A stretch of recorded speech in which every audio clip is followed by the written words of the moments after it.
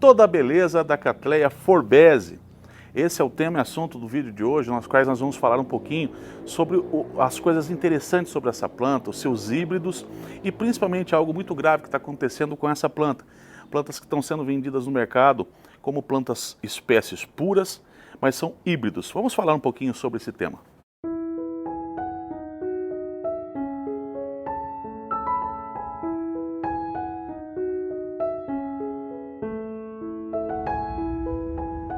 Vamos falar um pouquinho então de vaso e substrato para essa planta aqui. A variedade ela é enorme, você pode usar, por exemplo, tronquinhos de madeira, você pode usar cachepôs de madeira para plantar a sua Cattleya forbese, ou fazer substratos, mix de substratos em vasos plásticos, como os que eu estou adequando, né, aqui no meu cultivo. Eu ainda tenho aqui Cattleya forbese em jangadinho de café acoplado, né? Por exemplo, aqui ó, eu fiz o replante dela colocando ela numa jangadinha de café. Ela está acoplada dentro desse vaso plástico, né? É mais um meio de forma de você também utilizar para você plantar. Então, para o plantio de Cattleya forbese não há muito segredo, é a base de todas as Cattleyas que nós temos, né? Já em relação à quantidade de luminosidade, essa planta ela floresce em condições de mais e até de menos luminosidade, tá? Já vi Cattleya forbese sendo cultivada a 70% de luz, 60% e 50% que é a grande maioria das Cattleyas, né? Então, desde uma luminosidade um pouquinho mais alta até um pouquinho mais baixa, ela também se dá bem em questão de floração. Bem aqui na minha mão, uma floração ainda fraca, né? Porque tem muitos replantes que eu estou fazendo aqui, então não vamos nem considerar as florações pelas quais eu vou mostrar para você aqui, tá?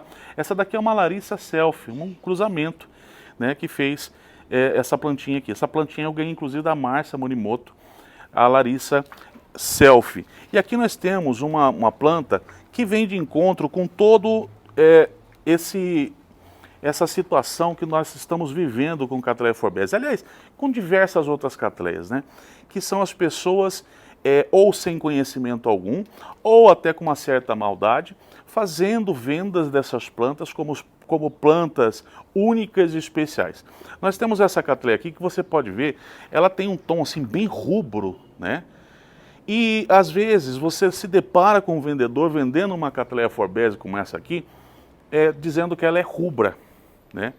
Então seria magnífico que a gente pudesse de fato confiar de que uma planta como essa aqui é uma planta rubra, etc. Aqui ela está num tom mais forte, né?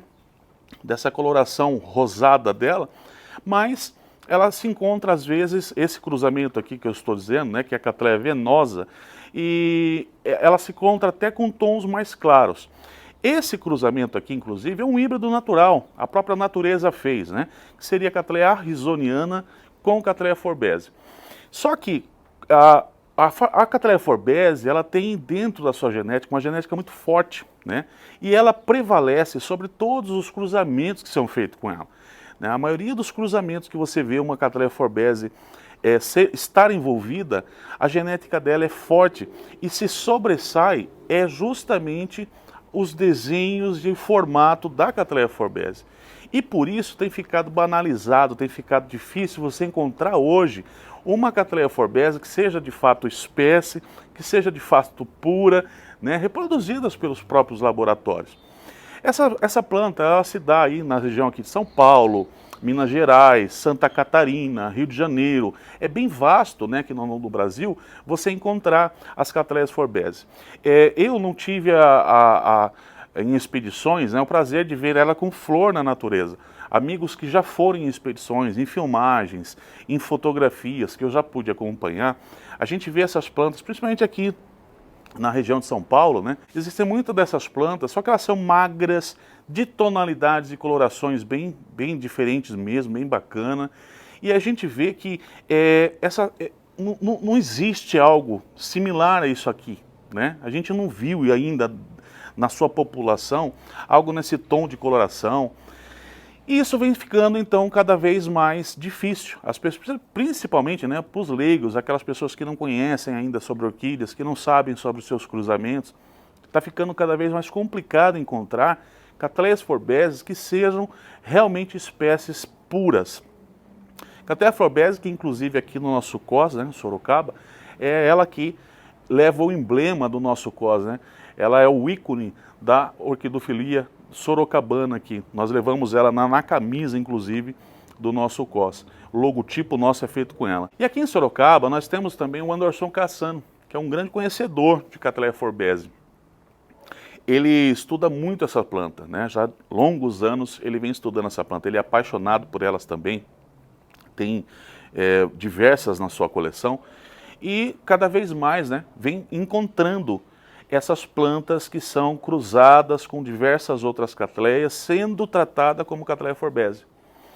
Gente vendendo Cattleya forbesii pellora, Cattleya forbesii alba, albina, albicensis, e aí você vai lá na genética da planta, quando você faz um estudo mais aprimorado nela, principalmente sobre exames de DNA, você vê que existem outras plantas misturadas na forbesii.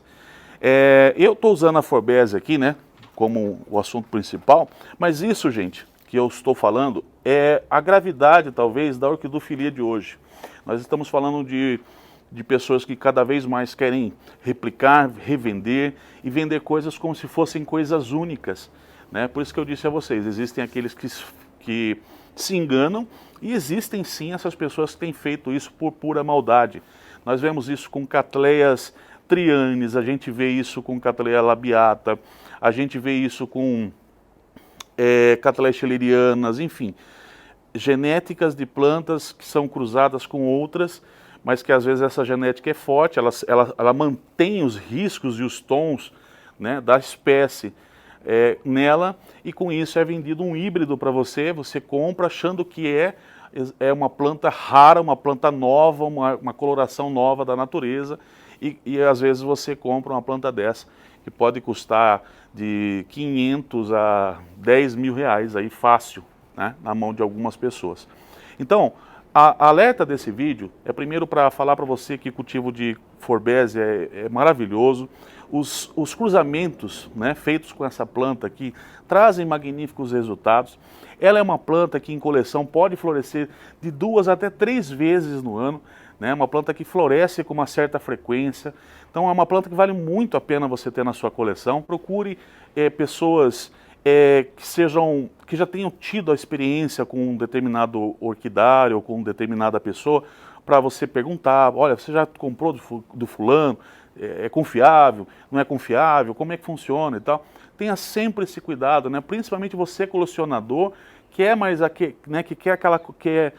mais detalhista em relação à sua coleção, né? Porque as pessoas que não são leigas, para elas tanto fazem. Se eu vendesse, por exemplo, essa planta aqui, né, como uma Cattleya forbesii rubra, para determinadas pessoas isso não faria nenhuma diferença, né? Ela não quer saber de genética, ela não quer saber da história, ela não quer saber desse híbrido natural. Então, para muitas pessoas isso não tem nenhuma importância. Mas quando nós falamos dessa orquidofilia mais séria, dessa orquidofilia voltada a trazer a verdade, compromissada com a história verdadeira da orquidofilia, aí a gente tem que pontuar que existem coisas que estão acontecendo que tendem a piorar, infelizmente é isso, né? Nós temos vistos, a gente tem visto esses melhoramentos genéticos que, por um lado, ele é excelente, por outro, ele é muito, muito ruim, porque nós estamos cada vez mais vendo Cattleya chocoensis cruzada com Cattleya triane, chocoensis cruzada com labiata, chocoensis, né, que é uma planta, a chocoensis, para você entender, né, que é conhecida também como quadricolor, ela é uma planta bolinha assim, ó, que quando cruzada com essas Cattleyas, nas quais eu citei, ela dá boa forma, E aí o cara consegue vender por um preço mais caro, porque são plantas que dão com dão mais armadas, mais bonitas, e chamam de melhoramento genético. Então existem sim as pessoas sérias, compromissadas nesses melhoramentos genéticos verdadeiramente, tá? Então, com toda certeza existem essas pessoas, mas a alerta fica para o outro lado, pessoas que não estão com essas intenções, tá?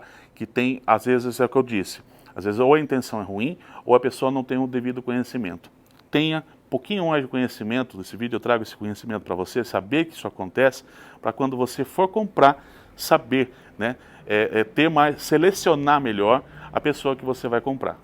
Então desejo que você compre a sua Cattleya forbese e seja muito feliz com ela. Espero ter ajudado você um pouquinho mais com esse vídeo. Nós temos um encontro no próximo vídeo. Eu espero por cada um de vocês. Um super beijo e até lá. Tchau!